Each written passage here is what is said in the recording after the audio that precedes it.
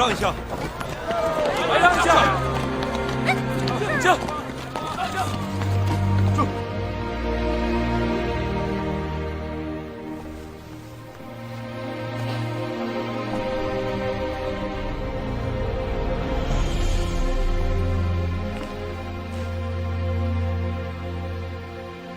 白石啊，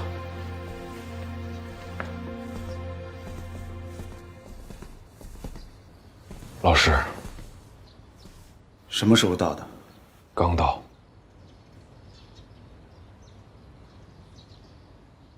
星夜兼程。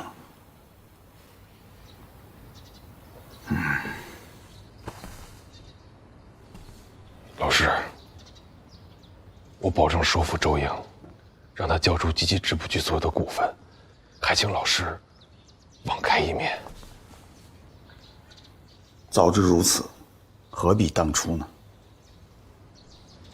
是，早知如此，何必当初？我说的是你，我也说的是我自己。白石啊，你若是早就如此通情达理，哪里会有后来那些变故？ 连同梧州市，也不会有这场牢狱之灾。的确，是我糊涂。我听说，周莹这次把上面的人惹恼了，非要给他一些苦头吃吃。老师，他是个妇道人家，见识不多，人又年轻，不懂世故，再加上性子轻狂，所以难免有得罪老师之处。 还请老师看在当初织布局初见时他鼎力相助的份上，您帮他一把。既然你都已经张口了，那我就尽力而为吧。多谢老师成全。但是，能不能说服上面的人，我没有把握。白石相信老师的能力。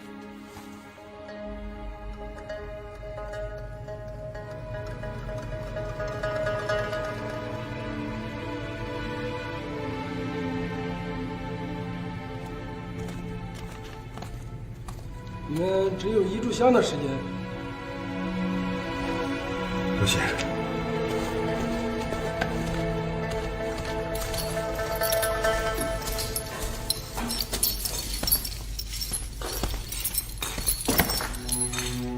所有的证据都是伪造的。我知道。他们从黑办室找出账簿，涂改成他们想要的数字。 至于在我书房搜出的东西，我根本就没见过。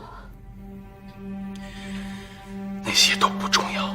他们准备用这些东西给我定罪，还不重要？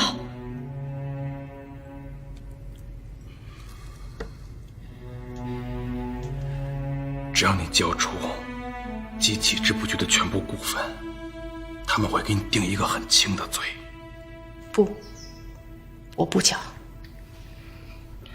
我之前想过，我交出1/3，甚至是1半的股份，但是现在，我1股都不交。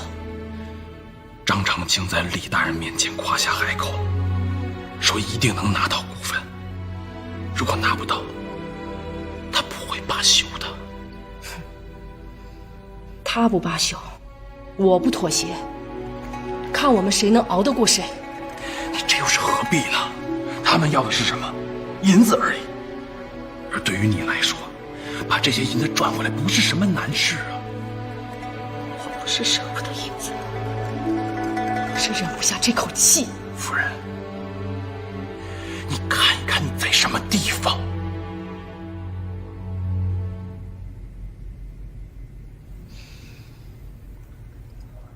他们不就是想逼我低头吗？我就不低头。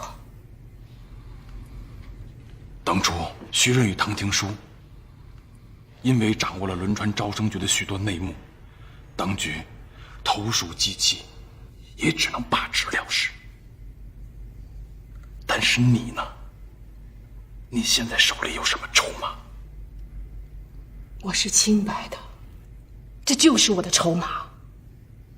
在这个世间上，清白没有任何的用处。我不信他们能一手遮天。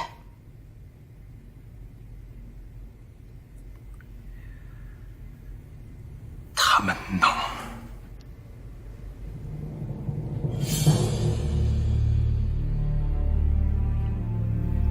那我大不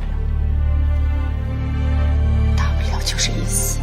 你死了，你死了就是一桩冤案而已。这是什么地方？在这里每天有多少冤案，不计其数。你只是其中一起而已，没有人会为你洗冤，就是白死而已。无为文之冤，没有大白之日。夫人，你不能死，你必须活着。只有你活下来，才能对今天陷害你的人报仇。只有你活着，吴伟文的军需案才能够洗冤。少奶奶，赵大人说的对，你现在没有必要和他们斗气，最重要的是留得青山在啊。夫人，能够忍气吞声者，才能够成就大事。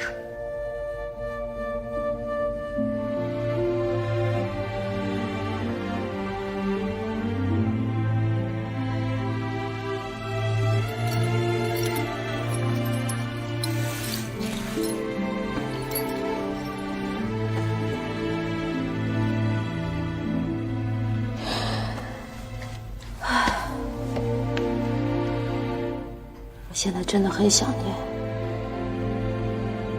当初跟我爹在街头卖艺的日子。虽然没吃没喝，但却是逍遥自在，从不用看谁的脸色，也不用委屈自己。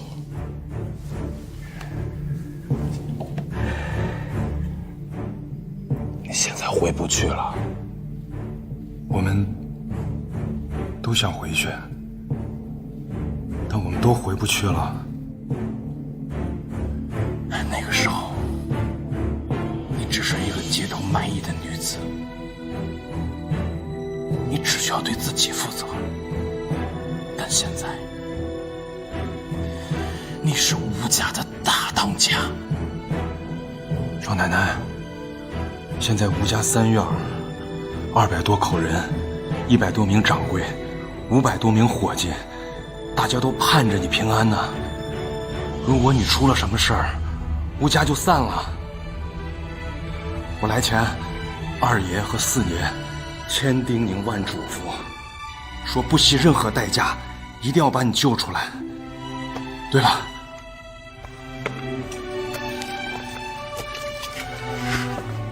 这是夫人让我给你带的东西，少奶奶你看看，你看看呀，少奶奶。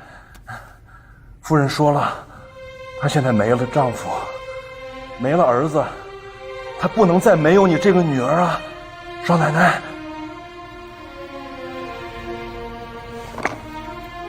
前些日子，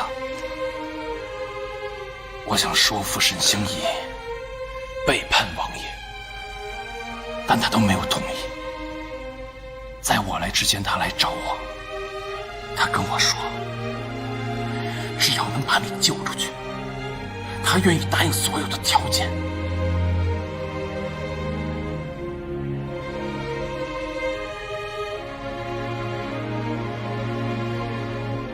周英，不仅仅是他，在这个世间上，有很多人希望你能够活下来，希望你能够平安。所以我希望你不要图自己一时的痛快，为了那些爱你的人，你必须妥协，甚至受辱的妥协。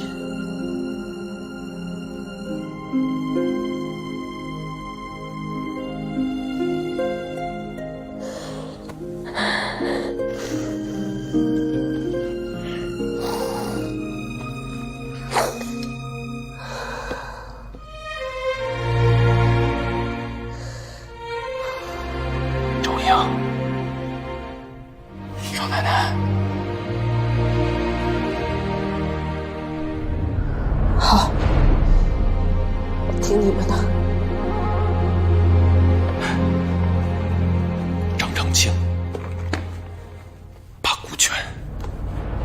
结义拟好了，我给你带来了。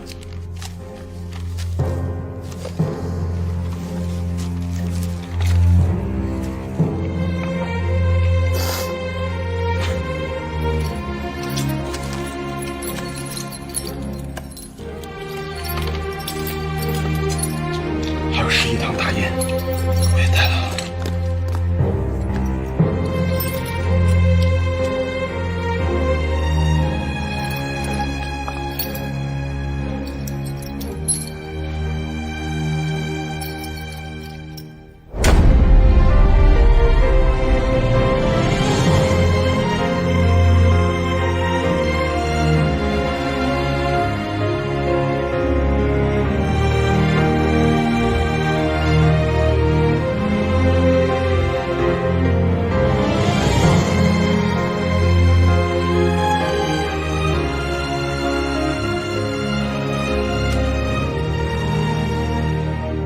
白石啊，你放心，我已经安排好了。过几天，刑部堂官那里只是走个过程，吴州市就可以释放回家了。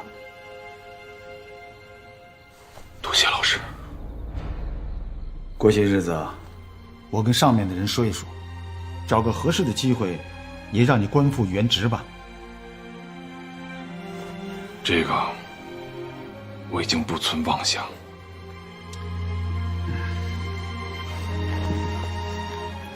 白石啊，上面要是存心整你，那就不是革职，而是革职永不续用。现在的处分仅仅是一个小小的惩戒。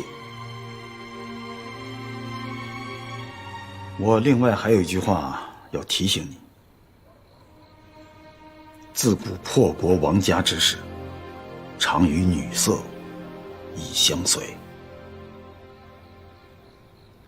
你应该明白我说的是什么。